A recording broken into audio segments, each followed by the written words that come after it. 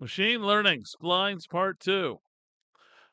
Last time we looked at splines, we looked at the word spline and we saw the word line in it. And it's a generalization of a line. They're very flexible and they allow us to fit generalizations of lines. And last time we saw that. And you saw that we could fit a reasonably good lines or line spline function that fit the data quite well.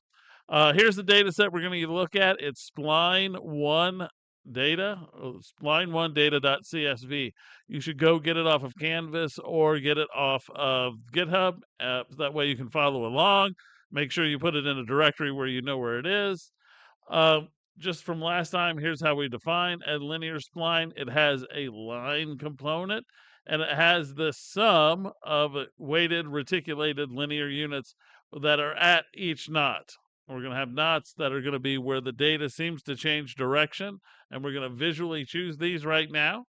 And all of this we looked at last time. If none of this looks familiar, please go back and watch the last video because we want to jump into Python right now and have Python help us do this. Okay, so with that said, let's jump over to Python and start doing this. All right, so we made it over to Python. We need to make sure that our working directory is where we need it to be. And mine, this is lecture 13, so I need to change this so that I can get to the data and all the pieces needed. If you're not in the right directory, you won't be able to find the data. That's the biggest complaint people have with Python is like, I don't know where the data is. Well, you have to know where it's located in terms of a path on your computer. All right, so I'm going to read in the libraries that I need, and I'm going to run these, and they're going to load up just fine. I'm going to read in the data. I'm going to cross my fingers, hope that the data is right where I think it is. And if I do that, let's see.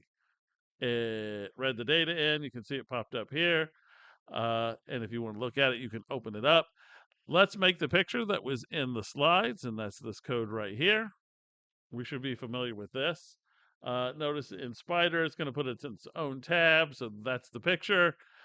And if we wanted to put a regular line to this, we can do that. And this is just using the ideas that we use from simple linear regression. All I'm going to do is fit X and Y. Notice that I'm using this double bracket notation here. Again, for the X's, since there's only one X, and this will fit our model for us, our linear model. Okay, and we want to add that to our picture, and we can just lay it on our picture, just like we did before. A lot of this should be review. The code should be review, and you should already have it. So if you were wondering where it went, here it is. It's just a rehash of what we had before. If you wanted to get the coefficients, the slope is this one, and the intercept is this one. Okay, and those match the numbers in the slides as well. Now, if you remember, we were breaking this up at 30 because it seemed to change direction at 30, and it seems to change direction at 60. So first, let's break it up and fit individual lines and see how to do that. And then we'll go and fit the spline. So here, I'm going to subset the data here off of 30, less than or equal to 30. I'm going to put in this data set. And when I do that, I'm going to just run a linear regression on my new data set, that subset. I'm going to predict it, and then I'm going to look at the regression coefficients. So you can see they match the ones in the slides from last time. And we're not going to plot this because we need all of them together to plot it. So there's our slope, which is negative, and then our intercept here. And then here, I'm going to get my data that's in the middle, okay, from 30 to 60. You might argue, yeah, we used 30 twice, and that's why I did that is on purpose. And I used 60 twice as well to show you that if you're not careful, you can end up with sort of things that don't really make sense because of not paying attention. Whereas if you use a spline, you're not going to have to worry about that. Okay, I can fit this data. I can look at its coefficients and intercept. Okay, and now I'm going to get the data that is greater than 60 here. and I'm going to fit a line to it. Here are its coefficients and intercepts. And let's put this all together on the same picture. So that's what this code here does. And boom, that's the picture we had in the slides. And you can see we just laid them on top of each other. Nothing meets at the corners. Nothing looks nice and easy. But if you didn't know what else to do, this would be the simplest way of making a spline. It's a piecewise defined function. We piecewise defined it from 0 to 30, then 30 to 60, and 60 up above. So it works, but it's not the most efficient way to do this. So what we're going to do here is I'm going to define a function here. I'm going to call it basis 1. Could have called it spline 1. You can call it whatever you want. I called it a basis 1 because often these components, these reticulated linear units, are called basis units. So I'm going to call this basis 1. You could call it ReLU 1. You could call it whatever you want, but just be consistent with it. And what I'm going to do is I'm going to define this function. And if you've never defined a function before, put the name of the function, parentheses, put whatever things you want the function to act on in here, inside the parentheses. And if you put an equal sign and give it a number, that will be the default value. Here I've got the default as being 3. It doesn't need to be 3. And at the end of it, put a colon. Here, I'm going to in the next line, I'm going to say res is equal to np0 x1 shape. And this is just going to give me an empty container. Okay, because if you remember, the reticulated linear unit is a lot of zeros. It's a lot of zeros until you hit a certain number. And then it becomes bigger than that. So I'm going to put x1 in here. I'm going to put the not in here. And then my return says inside of those zeros, wherever you're greater than the not number, put in this value. Otherwise, leave it as a 0. So what does this do? It takes the value, subtracts off the not, and then raises it to whatever degree you set. Okay, and we'll see more of this later. But right now, we're going to set our degree equal to 1.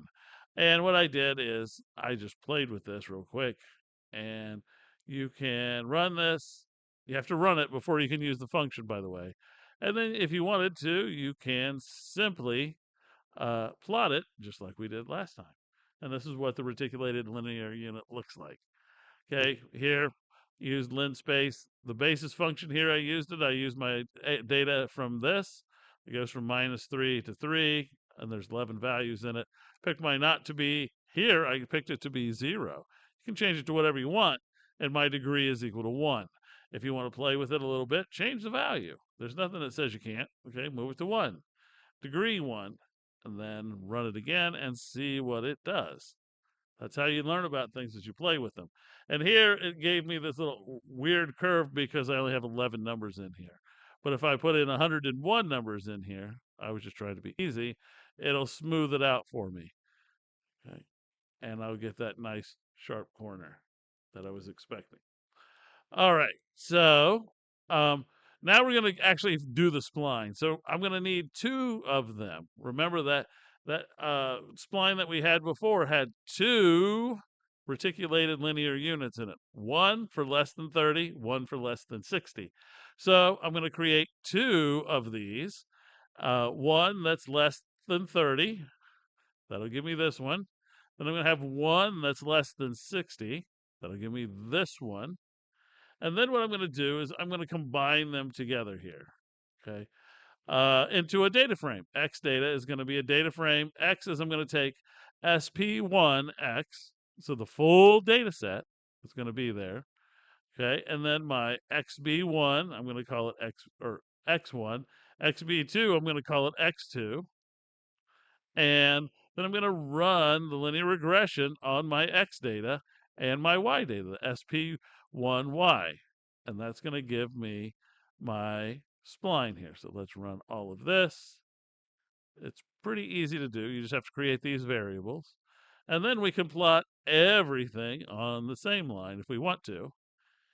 Okay, so I'm going to plot everything on the line on here.